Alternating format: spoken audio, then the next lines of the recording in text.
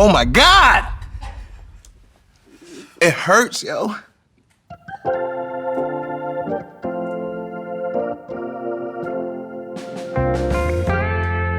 Hey, what's going on, everybody? For First We Feast, I'm Sean Evans, and you're watching Hot Ones. It's the show with hot questions and even hotter wings. And today we're joined by Chicago's own Chance the Rapper.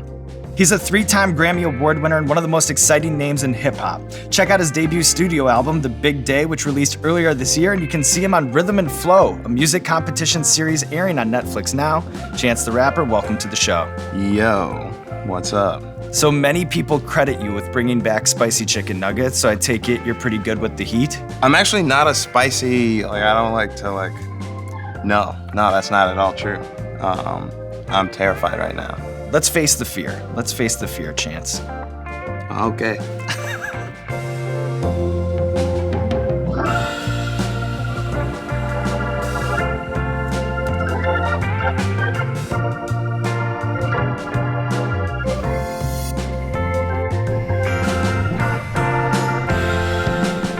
Which direction am I going in so I don't accidentally eat the... We'll start at the handle. Start at the handle. If you get lost along the way, hot sauces are funny because this one has a nuclear bomb on it, so you know if you're working your way too far, that you're getting to sort of the dicey zone. Okay.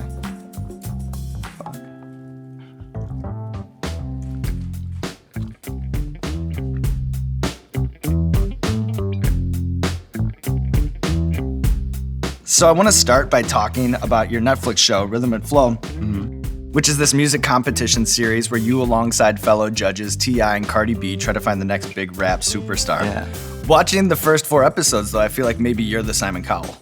Yeah, it does feel like that. They kind of put me in that position, right? I don't know. I think that's the edit, because everybody was keeping it real. It just seems like I was shutting shit down. I don't know. And then in the Chicago episode, you guys shoot on location at 2 places, one the Harold Washington Library and then another Reggie's over on State Street.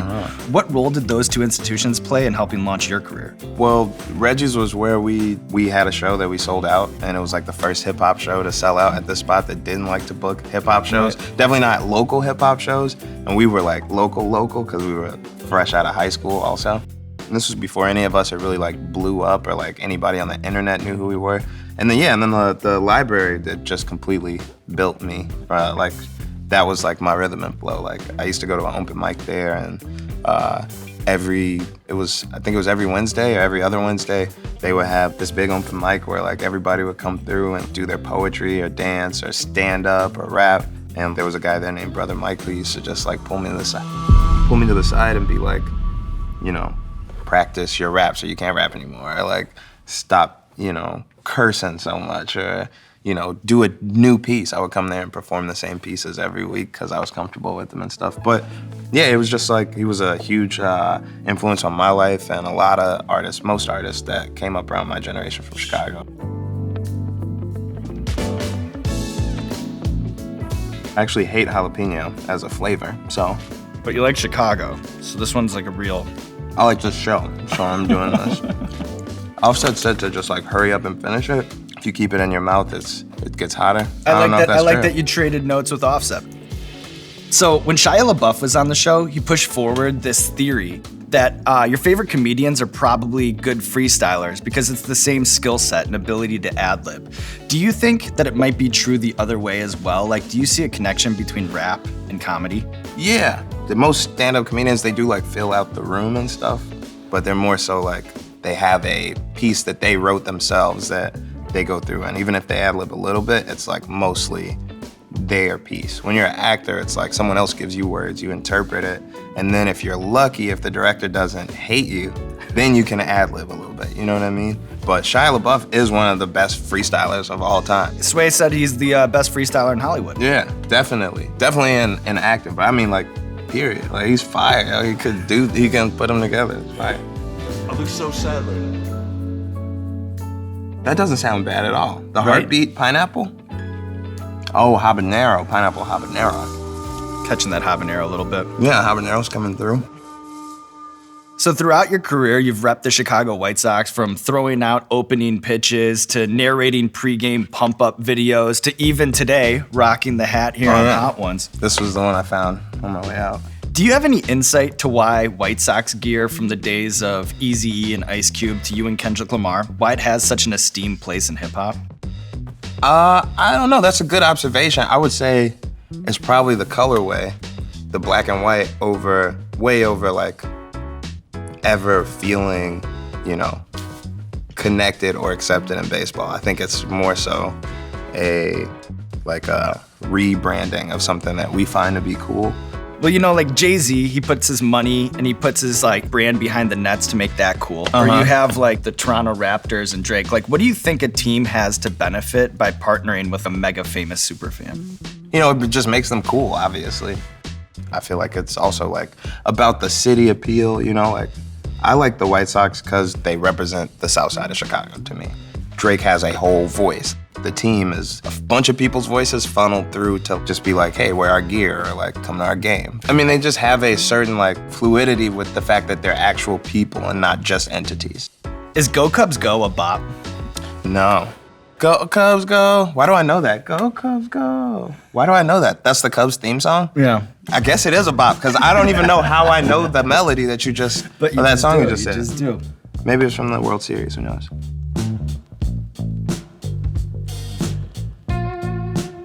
When is the big jump? It changes person to person over here. So, it's in the mouth of the beholder, I suppose, but speak science to me, Doc. I don't know. Right here, I would say is a significant jump from 5 to 6 into 7, and then just the size of the Grand Canyon sort of jump from 7 to 8. And we're on 4. I thought we were going into 5 and zone. 6. All right. So in this insta-release, clickbait, hot take age that we're living in, the nuanced relationship between fans, between artists, between critics, it seems to be more complicated than it's ever been. So with that in mind, what I want to do is hit you with some quotes from famous musicians covering the topic. And I'm just curious if you think they're true, if you think that's false, if you have any sort of Chance the Rapper take on it, okay? Yes. This first one is from Noel Gallagher, who actually said this on this show. Fans, they don't know what they fucking want. No one wanted Jimi Hendrix before he came along. No one wanted Oasis till we came along. No one wanted the Sex Pistols. They don't know what they want until you give it to them. I feel like that's 100% true. And I feel like it is a brave decision to be an artist, even if you're not famous, especially if you're famous, but to be hey, I made this myself. I'm putting it out there for you to enjoy and also judge. I definitely feel like people don't necessarily always know what they want because there's a bunch of songs that I probably heard. Tastes evolve and people change. Yeah. This is from Jay-Z at the 2009 American Music Awards. Men lie, women lie, numbers don't. Numbers lie. I feel like numbers lie sometimes. Just because it's still a representation of something, but not all the characteristics of it. Because I don't know. Yeah, no, I don't know. Do I disagree with him or do I agree with him? On Hot Ones, I agree with him. All right, 2 more for you. This is from a since-deleted tweet from Lizzo. People who review albums and don't make music themselves should be unemployed. Well, that's a strong take on it. I don't necessarily feel like they should be unemployed, but I do feel her to a certain extent. I feel like I don't think that job shouldn't exist or they should be unemployed. I think it's just maybe there's just a different process to it. I feel like the idea of being a critic, I need to listen to it, find out if it's good or not, and then write up a piece about it. There's a certain way that they systemically ingest music. It might not be the same way that, the regular consumer might take that shit in, Well said. One more for you. This is from Lady Gaga. I actually don't want a throne at all because I don't view myself as a queen. I view myself as one of my fans. Yeah, I could see why somebody wouldn't want to be considered someone that's being exalted or the finite top of something. That's kind of whack. But yeah, am I a fan of myself? Definitely. So yeah, I fuck with Lady Gaga on that one. I feel her totally. Habanero, horseradish, gardenero.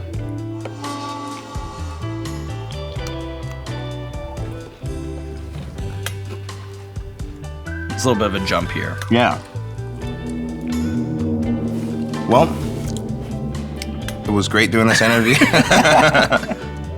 All right, Chance, we have a recurring segment on our show called Explain That Gram, where we do a deep dive on our guest's Instagram, pull interesting pictures that need more context. Oh, I love so this. we'll show you the picture. You just tell us the bigger story. Does that sound good? Yes. All right, first things first. Do you remember what happened with the birth of the Bucket Boys? Okay, so I'm with Doug McDermott and Jimmy Butler, and this is at a time where they all play for the Bulls, and the Bucket Boys are the Bucket Boys in Chicago that play the drums. And I don't know, I was wasted, and I was like, hey, we're the Bucket Boys. And they was like, yeah, I was like, take this picture. So, Do you remember where it was taken? this is at Gabrielle Union's birthday party in Chicago like a few years back. There you go. Whoa. The caption here is don't put ranch on my chicken, ho. Yeah. It's Skrillex. I could definitely tell you what's going on here. So Skrillex, Sonny, great guy, amazing dude. This dude has like 5 houses in LA. He let me stay at the one that had a studio in it, and he came over and he was like, I got these chickens. Can I put ranch on them? I was like, let me take a picture of how ridiculous you sound right now.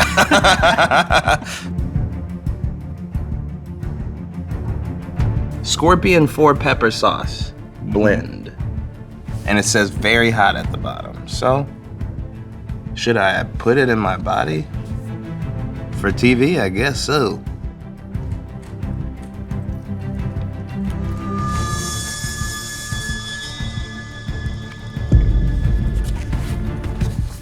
Nigga. That was an offset bite right there.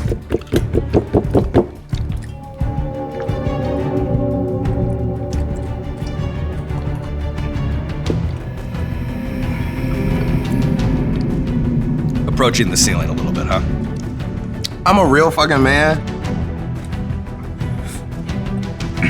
But that shit is insane. Give me your milk, dude. Yeah. All yours, all yours. So looking at your career and public persona, I think one of the more complicated things to unpackage is the way people react to you being a Christian rapper, at least putting faith in the music that you make. When you see headlines like Vice saying, it's tough to be a Chance the Rapper fan when you're not a Christian, what is your reaction to that? Maybe that's true. I don't know. I'm hot as hell right now. Does that sound like it makes sense though? No. Nigga, it's hot, yo, it's crazy. Obviously, Kanye has been generating Kanye levels of interest in this Sunday service thing.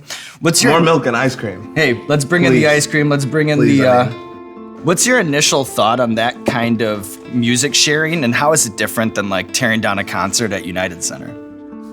I think it's slightly more important because it's doing what we're supposed to do, which is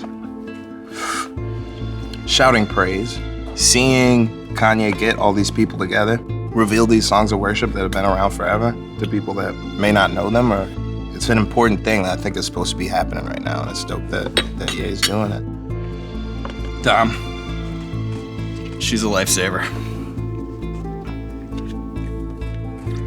What's the word again for the shit that they put in there to make it hot? Capsation. Capsation. So this is actually an extra creamy, extra fat, extra sugar ice cream that I got. You like looked into the science a little bit. Yeah, you gotta understand, like,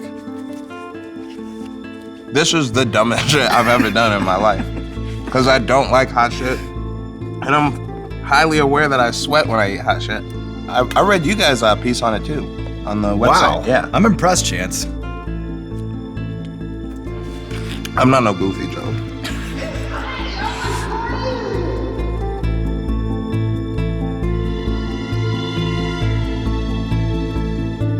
Could you just start to prepare a second bowl of ice cream? Because I think Dom's on it. Dom's on it. You're doing great. that was only like the first like officially hot shit, right? But look And at now how there's- far down the line we are. You know, we are close to that finish line. Look at all that's behind us. Just a couple in front of us. We're almost there. Word. I just want to point out, I wasn't really like an athlete in high school. Like a lot of people that I know that do the show are like, they used to, like they have like this athletic drive to like beat something. I don't feel like I'm necessarily winning by eating all of them. So Yeah. I could at any point tap out, It would not be feel fine. bad about it at all. It would be fine. Okay. It would be fine.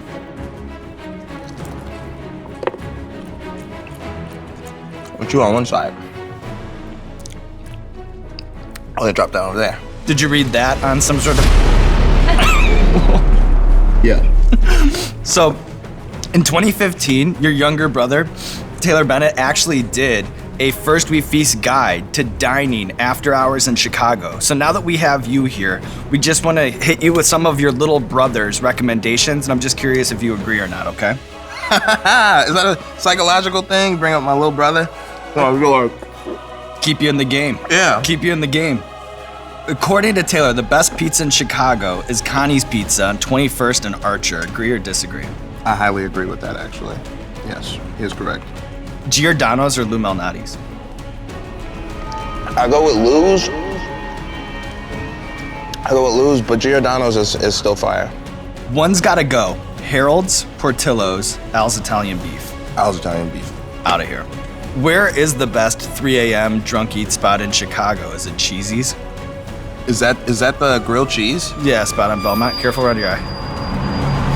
Ah! No, I didn't get it in my eye. But I think probably best drunk food spot. Have you ever been to Sully's over on like North and Claiborne? It's like a Blackhawks bar. That's the spot? Yeah, they have these Sully sticks there. No.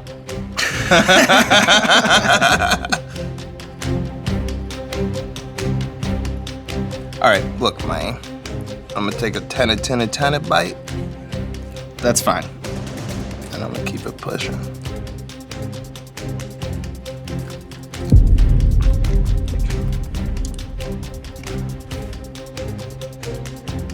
Chasing the bite with the ice cream, smart, I think. Woo!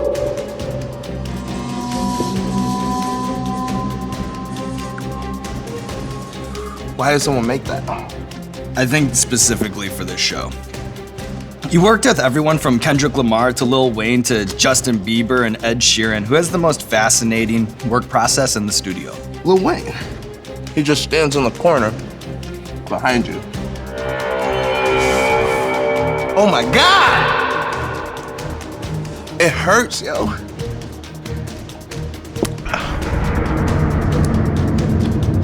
I wanna fight you. I understand. We're in this together. But I understand the impulse. Lil Wayne stands behind you, and he's quiet, and he doesn't even really bob his head. He kind of just looks around. At a certain point, he taps an engineer. He goes away into another room. The engineer turns down the music and goes on headphones. With the holidays fast approaching, I'd be remiss not to mention your 2016 Christmas album with Jeremiah, which is called Merry Christmas, Lil Mama. What rap song would you put in the pantheon with like Jingle Bell Rock and All I Want for Christmas Is You? Woo! There's a song called Held It Down by Chance the Rapper and Jeremiah. And it's up there. It's up there, it's stuck there. Woo!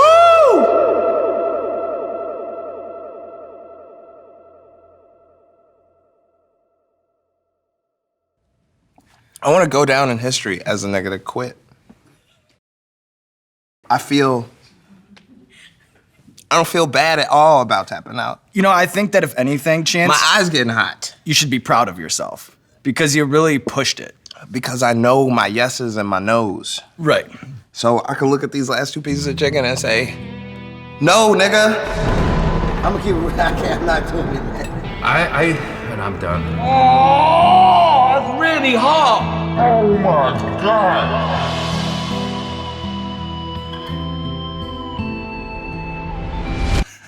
Oh, it's so hot. All right, let's bring in a new fresh napkin. Woo.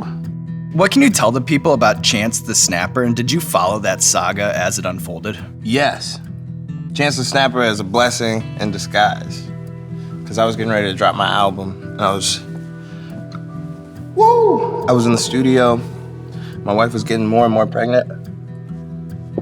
And I have a lot of time to go do radio interviews and stuff. And then the Chance the Snapper thing happened. It was huge promo across. I don't know why this was like global news. Everywhere in the country, they were talking about this alligator in Chicago. What happened with the alligator? Got stuck in a swamp? Yeah. Got stuck in a swamp in fucking Humboldt Park, right? Mm-hmm. That's the story. And someone named it Chance the Snapper, and now it's like, and then it was everywhere. You know what I think is like the most interesting, funniest part of that story is like they had like Chicago's local gator guy, like Gator Bob out there, who was just aimlessly paddling around that lagoon. Was he the one who caught it though? No, what they did is they brought in some gator expert from Florida, and in like 3 seconds he like caught that thing. And it was like the weight of the city was on Gator Bob to try to find that gator, and then they just pulled it away from him. Get out the water, Bob. We're calling in a real professional. All right. Triple X, you're gonna do it, yo?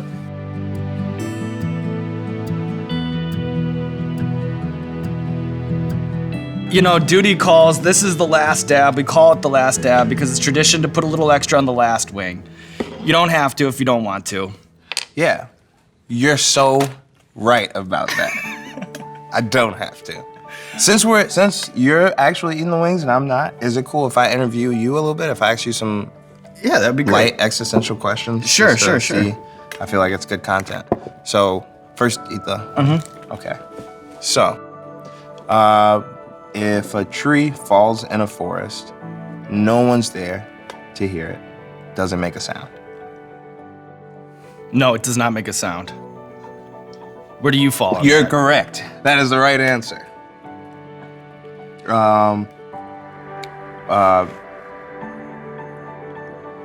Why? Why? Why not? You're amazing at this, man. You did a great job today, yo. Thank you, and I just have one more for you, Oh yeah, Chance. come on, why not? Because one thing that we haven't touched yet is how you are so unflappably independent. But now that you're distracted by some of the hottest sauces and chicken wings, we're gonna try to sign you to Hot Ones Records. So I'll just throw a couple deal points at you. Okay. And then you can maybe poke a hole in whatever I'm offering, okay? Give each one by one. All right. 8-album deal for you, a sizable advance, and a generous 25% on royalties. No. But let me negotiate against myself here, Okay. okay? Let's go total 360 partnership deal. All right, we want to go in on a $100 million advance, 10-year deal, 50-50 on everything, the albums, the tours, the merch. Let's crush it, bro. No. All right, listen, you might as well empty out my pockets here, okay?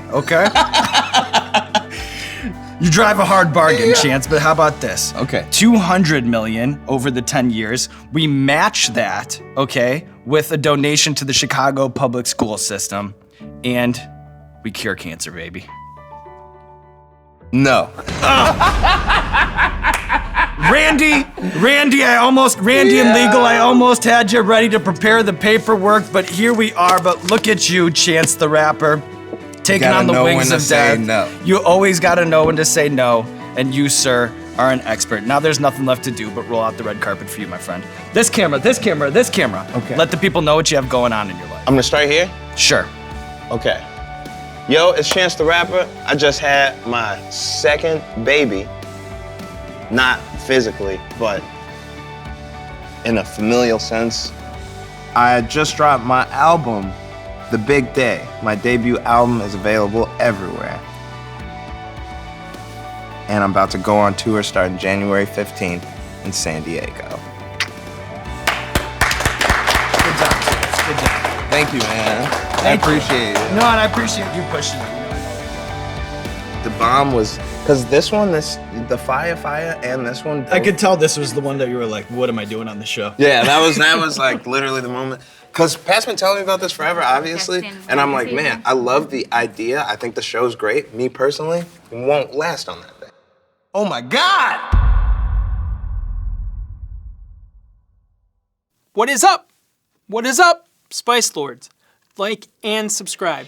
Like and subscribe. First we feast.